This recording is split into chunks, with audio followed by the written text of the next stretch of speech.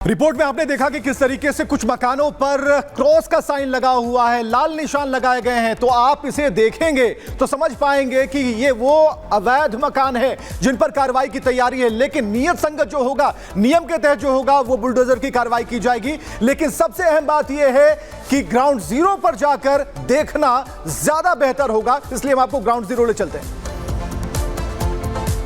इस वक्त बहराइच के महाराजगंज बाजार में मौजूद है।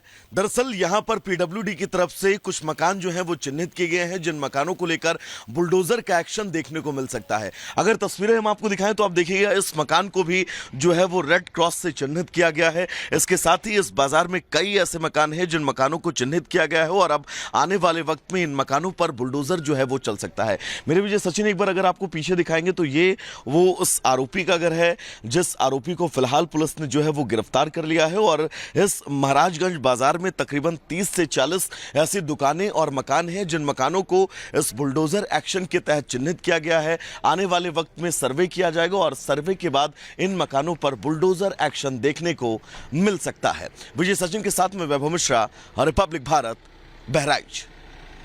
तो सहयोगी वैभव की रिपोर्ट आप देख रहे थे, ग्राउंड पर क्या स्थिति है। और अब बड़ी खबर आपको बता दें, योगी की पुलिस लगातार एक्शन में है। योगी की पुलिस ने अब छठे आरोपी को भी गिरफ्तार कर लिया है। इससे पहले ही बीते दिन 2 आरोपियों का एनकाउंटर हुआ था, उन्हें चोट, यहाँ पे गोली लगी है। इसके अलावा अस्पताल में उन्हें भर्ती कराया गया, 14 दिन के लिए जेल भेज दिया गया है 6 आरोपियों को और ताबड़तोड़ एक्शन हो रहा है। लेकिन इसके बावजूद अब सियासत भी हो रही है। सियासत किस कदर हो रही है, रिपोर्ट में देखिए आप।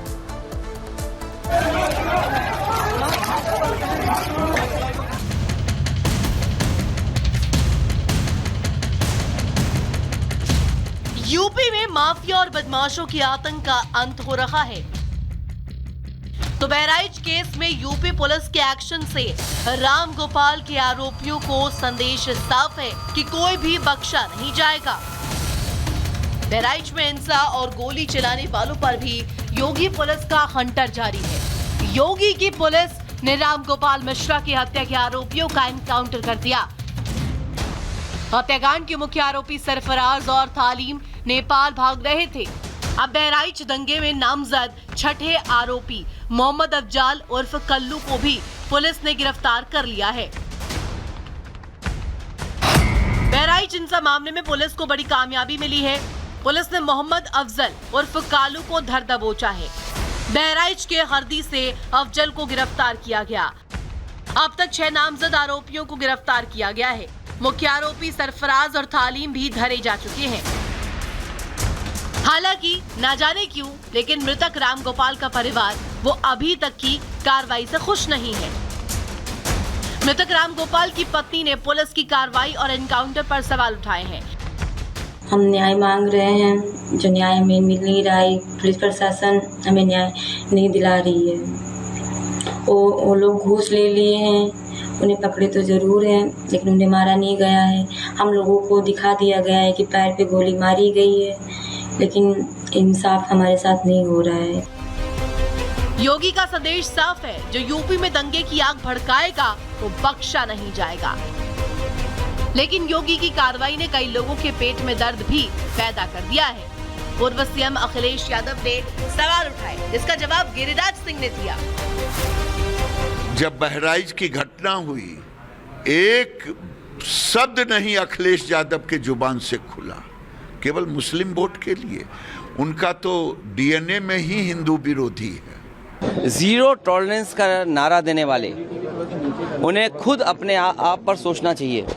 जो लोग एक शांतिपूर्ण तरीके से एक कस्बे, गांव का या आसपास के लोगों का कार्यक्रम शांतिपूर्ण से संपन्न नहीं करा पा रहे हैं, उनसे लॉ ऑर्डर की क्या उम्मीद करेंगे आप। एनकाउंटर करना और नफरत को बढ़ावा देना, ये सरकार को नया तरीका मिल गया है काम करने का। ये अपनी सब नाकामी छिपा रहे हैं। बाबा की पुलिस अपराधियों का चुन चुन कर खात्मा कर रही है। कानून के साथ खिलवाड़ करने वालों को लंगड़ा बनाकर ही दम ले रही है। शिकंजे में आए आरोपियों के घरों की भी तलाशी ली जा रही है। योगी ने पहले ही अपराधियों को अल्टीमेटम दे दिया था, या तो अपराध करना छोड़ो, नहीं तो फिर यूपी छोड़ दो, क्योंकि विकास को धार और अपराध पर वार यूपी में योगी सरकार इसी नीति पर आगे बढ़ रही है। Bureau report, Republic Bharat.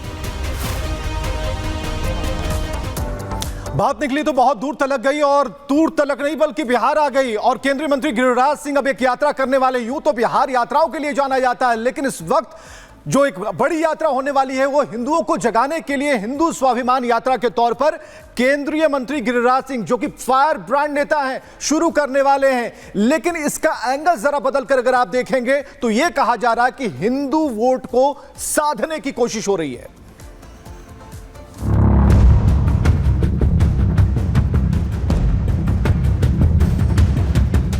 Giriraj पैदा लिया, मैं तो महादेव से कहने नहीं गया था। महादेव ने हिंदू परिवार में पैदा किया। मरूंगा हिंदू।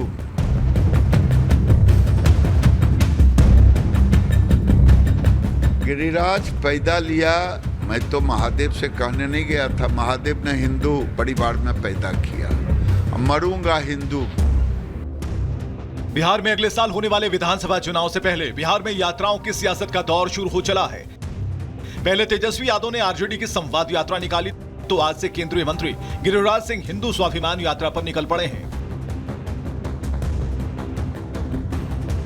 गिरिराज सिंह की हिंदू स्वाभिमान यात्रा का पहला चरण आज भागलपुर से शुरू हो गया है। स्वाभिमान यात्रा पर निकलने से पहले गिरिराज सिंह ने बूढ़ानाथ मंदिर में पूजा अर्चना की और भगवान का आशीर्वाद लेकर हिंदुओं को जगाने का ऐलान कर दिया। गिरिराज पैदा लिया, मैं तो महादेव से कहने नहीं गया था। महादेव ने हिंदू परिवार में पैदा किया। मरूंगा हिंदू। तो हिंदू को एकत्रित करना मरने के पहले, ये मेरा लक्ष्य है। भागलपुर से शुरू हुई स्वाभिमान यात्रा का पहला चरण सीमांचल से होकर गुजरने वाला है, जिसका नेतृत्व स्वामी दीपांकर करेंगे। यात्रा का पहला चरण यानी 18 अक्टूबर को भागलपुर से शुरू हो गया है। 19 अक्टूबर को हिंदू स्वाभिमान यात्रा बिहार के कटिहार पहुंचेगी, 20 अक्टूबर को पूर्णिया पहुंचेगी और 21 अक्टूबर को अररिया होते हुए 22 अक्टूबर को किशनगंज में यात्रा का समापन होगा। यात्रा का नेतृत्व स्वामी दीपांकर कर रहे हैं। वही आज यात्रा शुरू होने से पहले केंद्रीय मंत्री गिरिराज सिंह ने भी वही संदेश दिया जो सबसे पहले सीएम योगी और फिर प्रधानमंत्री नरेंद्र मोदी ने दिया था। गिरिराज सिंह ने कहा कि इस यात्रा के जरिए हिंदुओं को बटोगे तो कटोगे का संदेश दिया जाएगा। एकजुट रहोगे, सशक्त रहोगे, बटोगे तो कटोगे। सीमांचल में गिरिराज सिंह की हिंदू स्वाभिमान यात्रा अगले 4 दिन तक चलने वाली है, लेकिन हिंदू स्वाभिमान यात्रा को लेकर अब सियासत शुरू हो गई है। गिरिराज सिंह की हिंदू स्वाभिमान यात्रा को पूर्णिया सांसद पप्पू यादव ने चैलेंज किया है। पप्पू यादव ने कहा कि गिरिराज सिंह जो यात्रा निकाल रहे हैं उससे सौहार्द बिगड़ सकता है, और सौहार्द बिगाड़ने की कोशिश हुई तो गिरिराज सिंह को इस यात्रा को उनकी लाश के ऊपर से ले जाना होगा। गौरतलब है कि बिहार में अगले साल होने वाले चुनाव से पहले माहौल बनाया जा रहा है। पहले आरजेडी नेता यात्रा को लेकर बिहार की गलियों में अपने वोट बैंक को साधने में निकले थे, तो वहीं अब केंद्रीय मंत्री गिरिराज सिंह विपक्ष के एजेंडे के खिलाफ हिंदुओं को जगाने चले हैं। लेकिन देखना होगा कि वोट बैंक की इस सियासी दौड़ में किसका पलड़ा भारी रहता है। Bureau report, Republic Bharat. तो देखिए, इस स्वाभिमान यात्रा को लेकर के लगातार सियासत हो रही है, सवाल दागे जा रहे हैं, वार पलटवार हो रहा है और इसकी वजह पूछी जा रही है। लेकिन इसको लेकर के ये भी रुख केंद्रीय मंत्री गिरिराज सिंह ने साफ किया है, कहा है कि इसके पीछे मकसद दरअसल सनातनियों को जगाना है, उन्हें खड़ा करना है, एकजुट करना है। क्या है? गिरिराज जी अचानक आपको हिंदुओं को जगाने की क्या नौबत आ गई?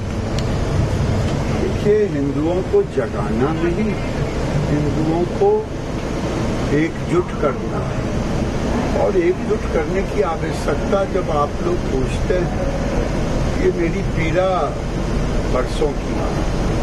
और जब ये बांग्लादेश की घटना हुई तो और ये पीड़ा बढ़ गया। क्या आप नहीं मानते कि आज हमें लोग कह रहे हैं बहराइच की घटना हुई, अखिलेश यादव बोलते हैं कि बहराइच में वो उस रूट में क्यों गया? कई गजब है। 1947 में देश का बंटवारा हुआ, धर्म के आधार पर। मुसलमान उधर, हिंदू इधर। हालांकि बाबा साहेब अम्बेडकर की बात को नेहरू जी माने होते तो टोटल पॉपुलेशन की बात उन्होंने कहा। ये टोटल पॉपुलेशन अगर हो गया होता ट्रांसफर तो शायद आज ये नौबत न आती। आज ये नौबत नहीं आती। जो बहराइच की घटना हो या कन्हैया लाल का सर तन से जुदा के नारे हो, चाहे उत्तर प्रदेश में कमलेश तिवारी की हत्या हो, कमलेश तिवारी की हत्या, ये नहीं होता। ये आज इसीलिए आज मुझे ये यात्रा निकालना पड़ रहा है। तो ये बताइए कि क्या आपको सही में लगता है कि बहुसंख्यक जो है यहाँ पर खतरे में है हिंदुस्तान और खासकर सीमांचल बेल्ट में जो जा रहे हैं? देख लीजिए, मैं अगर आपसे कहूँ आज जो जहाँ जहाँ देश में हिंदुओं की संख्या कमती जा रही है, वहाँ वहाँ सामाजिक विषमता बढ़ते जा रही है। और किशनगंज में सामाजिक विषमता नहीं है क्या? वहाँ के लोगों के दिल की बात पूछ के देखिए। हम तो जाते